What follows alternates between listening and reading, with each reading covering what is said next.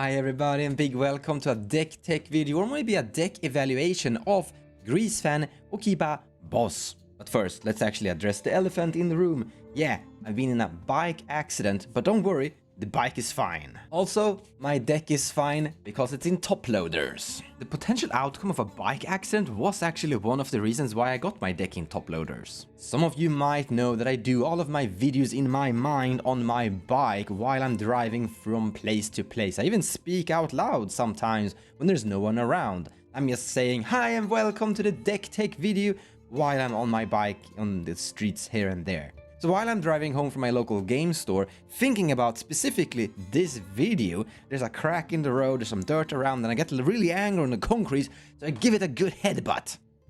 I'm just joking, I slipped. I lost my balance. But you should see the other guy. The concrete, that is. But seriously, I'm fine. All that happened was my head slammed a little bit into the concrete and slided alongside it a tiny bit.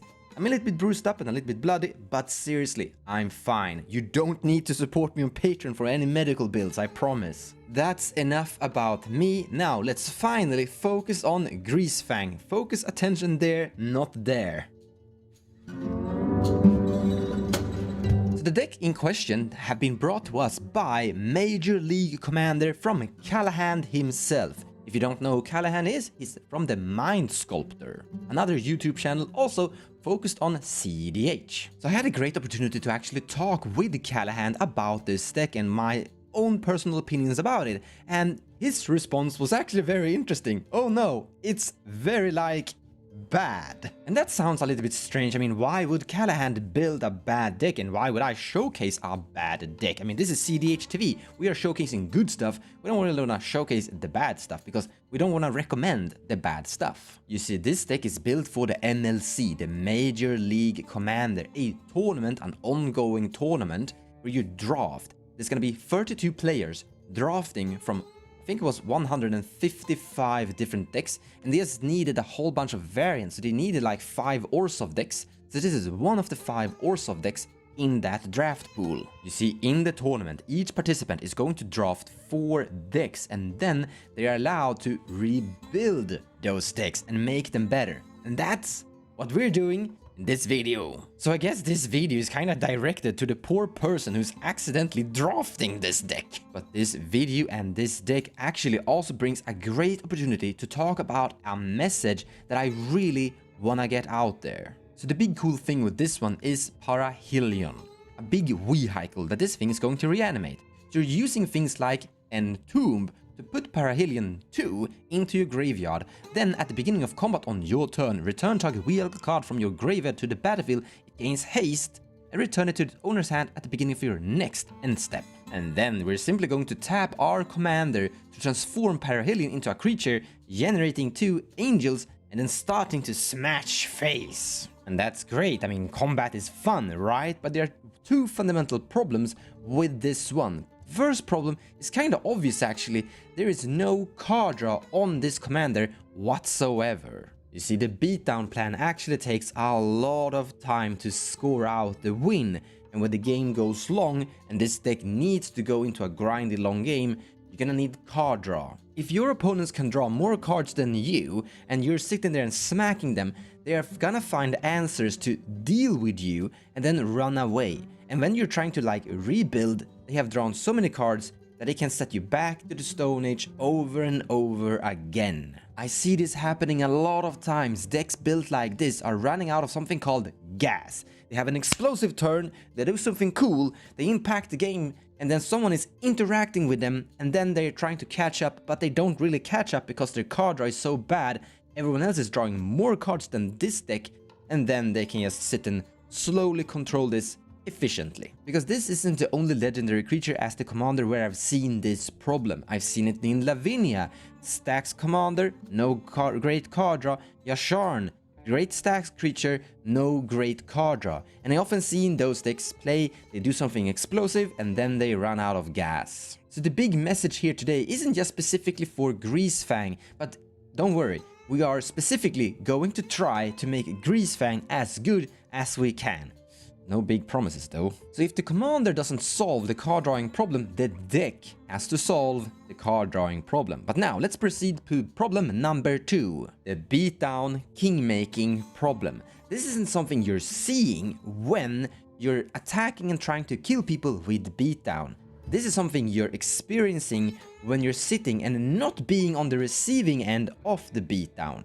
When you're trying to kill someone with beatdown, you're putting resources like this to try to hurt that person. This means that that person are gonna be forced in putting resources into dealing with this. They're gonna destroy your commander so that you can't keep on reanimating Parhelion, or they're gonna try to remove Parhelion from the game, from the graveyard, or they're gonna destroy your angels. They're gonna do stuff that is just destroying you, which means they are not doing stuff to destroy your other 2 opponents. I'm been in games with this so many times. I'm sitting there and I'm drawing cards, I'm being left alone. One of my opponents is being attacked by a deck like this. They're just consuming the resources, they're tapping out, removing things like this Greasefang okima boss, while I'm just sitting there and drawing more cards, building more hand size, and like, and then boom, I win from nowhere. And no one can stop me because everyone is too busy dealing with this thing. Threat assessment is really important, guys. People aren't usually that scared of Thrasius because Thrasius is just sitting there and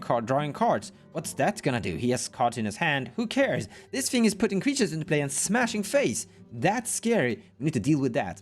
I actually think it's kind of opposite. You need to deal with the Thrasius sitting there and drawing cards. That's really scary. So let's jump over to the actual deck list and see if we can make it better. First, we're going to duplicate it so we can actually make some changes. Let's just call it what it is, but cEDH TV. So the first card I want to add is Bazaar. I wonder if it's gonna find it. Bazaar of Baghdad. This is a great land that does not tap for mana. It taps, draw 2, discard 3, which is great, but also bad. Because the great part is that we're putting vehicles into our graveyard that this guy can reanimate. Those vehicles will later though go back to our hand. So with Bazaar of Baghdad and this commander, we're kind of making Bazaar of Baghdad into draw 2, discard 2, but also get that vehicle synergy. Now we can see that Bazaar a little bit better. Next card I want to add is Necropotence. There we have it. Necropotence is a great card here because one thing this deck is good at is producing creatures, defenders, which means it's gonna be hard for your opponents to actually pressure you. Now we are not on like a turbo necro game plan here. Don't pay like 20 life the first thing you do when you put this into play. Don't do that. We're in a necro mid-game plan here. We're using necro as a small, or well, not small, but like pay 5, pay 4, pay 3 if you're really like careful, pay 3. Maybe you pay 6 depending on like how many cards you need to hand. You can pay 7 and just draw a new hand if you don't have any hand. But look at it like a great mid-range card drawing engine for you. Necropotence is a great card, guys. It's just being forgotten because everyone just thinks that you have to combo with it, but it's a great card drawing engine. We have Esper Sentinel here, that's great, really amazing card draw effect. We also have the synergy with it from Ranger Captain of Eos. You can find the Esper Sentinel. Also, this is a powerhouse, one of the best cards in the format, in my opinion. Then we have a card already existing inside this deck. Good job, Callahan. Opposition Agent, in my opinion, a must-have. Because it's also giving you a form of value on the cast, when you're using it usually. Sometimes you're casting it without value, but that's fine. But if you're getting a steal on a demonic tutor, you're gaining a card in the process of casting this, also interacting with everyone around the table. Speaking of cards with value and interaction, we have Yawgmoth Fran Physician that can basically sit there and kill small mana dorks or creatures in general while drawing cards at the process. Now some of you might say that we need fuel for that. Don't worry, the commander is producing the fuel. The commander is reanimating a vehicle that it's then crewing into a creature, you're smashing face, and then afterwards you basically just sacrifice it into your Yawgmoth to draw a card and interact, sending the vehicle back into your graveyard instead of sending it into your hand. You rather have it in your graveyard so you can reanimate it again easily instead of having it in your hand. We have Tubinine here, right there. I really like that. I think that's great. This is a deck that is going to war smashing face with your creatures, so you're easily gonna have Tumna trigger card draw from that. We have Weatherlight, a vehicle that you can crew, and when Weatherlight hits someone's face, look at the top 5 and put a historic card into your hand. So here's a great vehicle that is also giving you value. I actually think this might be the best go-to vehicle to tutor for with your Entomb, because this is smashing a little bit face, which is decent, and it's giving you value at the same time. Honestly, if you have an Entomb and your commander in play, I would highly recommend going for Weatherlight, because that's the more safe option. There is a risk that Perihelion gets interacted with later down the road, and then you're kind of stuck, where Weatherlight could build some value before it's being interacted with potentially. We also have the Sky Sovereign console flagship. When this thing comes into play or attacks, it will deal 3 damage to target creature or planeswalker. So you're going to put it into play, attack with it, dealing 6 damage, but you can spread it out in 3 and 3. So this is a great way to interact with your opponent's creatures while still having on the theme of vehicle smashing. You know, one card I really think this deck is missing is Wandering Archaic. There it is. I really like Oswald Fiddlebender inside this deck. It fits perfectly. As the trigger from Greasefang is happening, return it to the owner's hand at the beginning of your next end step. This means that you can use Oswald Fiddlebenders in your secondary main phase after smashing with your big vehicle, sending the vehicle back into your graveyard, but gaining a new potential vehicle from the Oswald Fiddlebender. We absolutely just gotta have War Room inside this deck. There it is. It's very similar to a Thrasius. So it's a land that taps for colorless, and we're on 2 colors, so colorless doesn't really matter that much. We can usually find some color fixing otherwise. We don't need like that much color fixing in 2 colors. And it's a land with 3 mana, draw a card. Thrasius is 4 mana. Considering that you're using War Room into this, it's still the same thing, 4 mana to draw a card. Great. Absolutely must have for this deck in my opinion. Drawing War Room and playing War Room is like casting Thrasius without paying mana for Thrasius. We also have the land Bounder's Enclave. That is also tapping for 1 colorless, but still, I think we're only 2 colors, we should be fine. For 3 mana, draw a card, and as you're tapping this land, it's basically 4 lands to activate and draw a card. But only if you have a creature, that commander right there, with power 4 or greater. So as long as we have a commander in play, we can actually just tap Bounder's Enclave just like it was a Thrasius. If you watched this channel for a while, you know that I'm a big fan of Cabal Pit, so we're definitely adding Cabal Pit to this deck as well. It's land that taps for black, so it's colors for you, but you can also sacrifice it if you have Threshold 7 or more cards in your graveyard to give a creature -2/-2. A functional way to interact with creatures in play from a land. So it taps for mana and interaction. Great. We don't have that white-black land that can be sacrificed like Horizon Canopy and draw a card. Silent Leering. Another great land we're definitely adding, Castle Lochwain. There we have it, Castle Lochwain. So it comes into play tapped unless you control a swamp, and well, this is white-black, so the chance of controlling a swamp is pretty good. So it's usually gonna come into play untapped. Taps for black, that's good, taps for colored mana, and you can pay, once again, 4 mana, because you're tapping this land as well to draw a card, and then you lose life equal to the number of cards in your hand. But once again, we don't really care about our life total, so we should be fine with some decent card draw from a land. I really like these lands that can draw cards because it's not consuming a spot in your deck. They are lands. You're still gonna play lands. They simply just replace some of... We're gonna remove some swamps soon and such. But I want to emphasize a big reason why they aren't heavily played, because decks that are on 3, 4 or 5 colors can't really play these, because these really hurt your color fixing, and those decks really need color fixing. This deck doesn't, so we have actually space for these lands that draw cards. The rest of the deck feels kind of fine. We have Smuggling Copter, that's great for card draw and discard, that's looting. We have this thing that deals damage to target creature or planeswalker with some small tiny damage. We have some stacks with Dampening Sphere, we have Fawn, we have Torpor Orb, we have Graph Digger's Cage. We're going through Graph Digger's Cage because we're reanimating vehicles and not creatures. Kinda cute. We have Land Tax, I actually like that. That's some form of card draw. I think we're gonna cut this Oblivion Crown. I know why it's in the deck, but I think there's better options. We have Entomb I have this Entomb here that are putting legendary stuff into the graveyard. That's great. We have some Rule of Law in form of Edison Canonist and Eidolon of Rhetoric. And we have the Archon of Emeria, the best one of all time. I'm so happy they actually printed that one. We also have the Pure Enchantment Rule of Law as well. And of course, Deafening Silence. In my opinion, Deafening Silence and Archon of Emeria are the two must-have Rule of Law effects. Those are the definitely best ones. I actually don't think Rule of Law is that great. Almost something you could cut.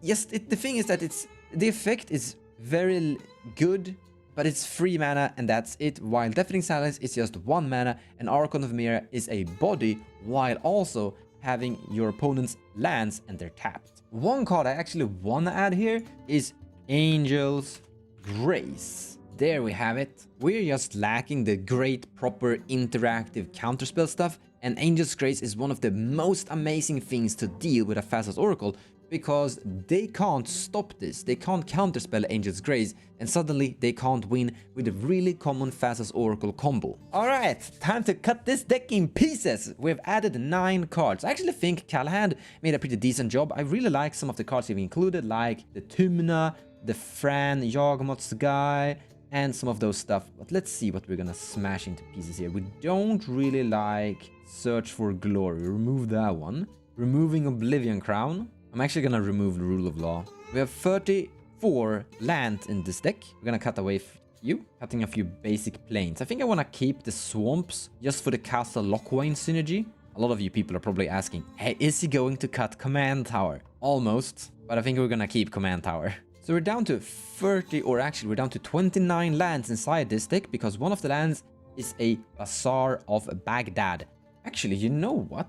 We're gonna cut one of these and add Urborg, just to make Bazaar of Baghdad actually into a swamp, so we can tap Bazaar of Baghdad for mana. Need to cut 2 more cards. We're definitely gonna keep Karn. We're gonna cut this Angel of Grace. I don't like it. And also we're cutting Putrid Imp. I absolutely understand why Putrid Imp and Oblivion Crown was in the deck, but all you need to do is just use one of your many black tutors to find Bazaar of Baghdad, and you can consistently put your vehicles into your grave. Or you find your Fiddle Bender, and you can keep on putting your vehicles into your graveyard continuously. That's kinda it. We've added a bunch of cards, a lot of card draw, we've improved a few cards here and there, and honestly though, I don't think this is gonna be an amazing deck, even with the tweak upgrades that we've made. No matter how much you try and tweak and improve, there's just a limit, a ceiling of how far a commander can really go.